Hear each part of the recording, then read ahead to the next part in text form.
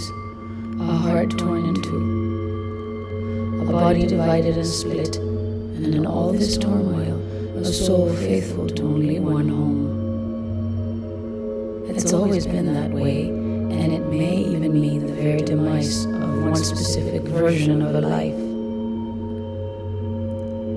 But speaking those words in that language that resounds so deeply, historically, and devilishly slyly, makes the difference between logic and wanton. Funny how when one finds ourselves in the no man's land of our life, priorities and fears change so drastically. Crossing that heavily guarded border to this wind-blown, dusty, abandoned place is practically impossible. Most do not even undertake the harrowing journey out of crippling fear, even though they long to break free. They prefer to remain in the safe shackles that bind them to a life they no longer want.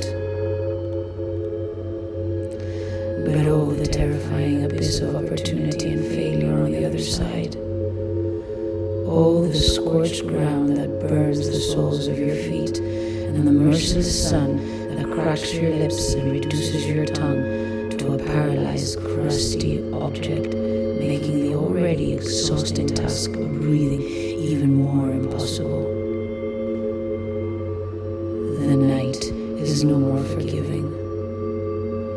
Having sucked out that persisting heat in one effortless drag out of the air and left the most profound darkness of jaw-breaking cold.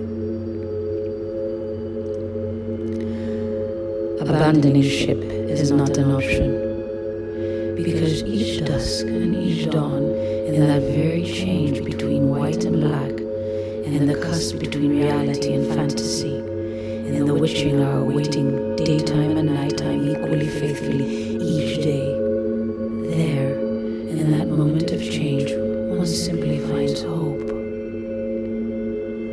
There, and in this corner draped in hues of red, pink and purple, it is where hope flourishes beautifully again and again, hope and fear alike, again and again. There, in this moment, the will to move on is rekindled, and body and mind find new strength and momentum. So I slip on my worn walking shoes and I walk. I walk among men, women, ghosts and zombies alike.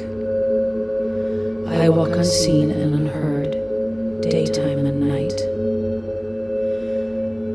I walk covering kilometers of streets named after myths, legends and heroes, gods, kings and revolutionaries. Streets named after mountains and islands, momentous dates and golden ages. Street names that make up the frantically unforgotten history of a place.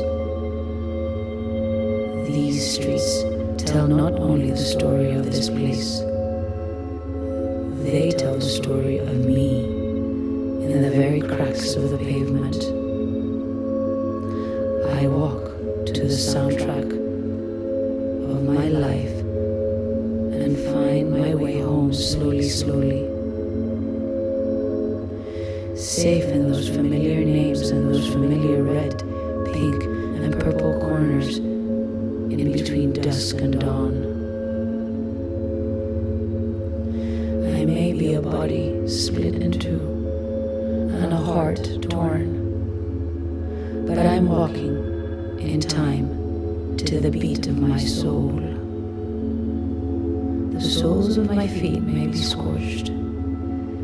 Through my cracked lips, my crusty tongue may be making it hard for me to breathe. But I know I am home, and for the first time, home is where I must be, come what may.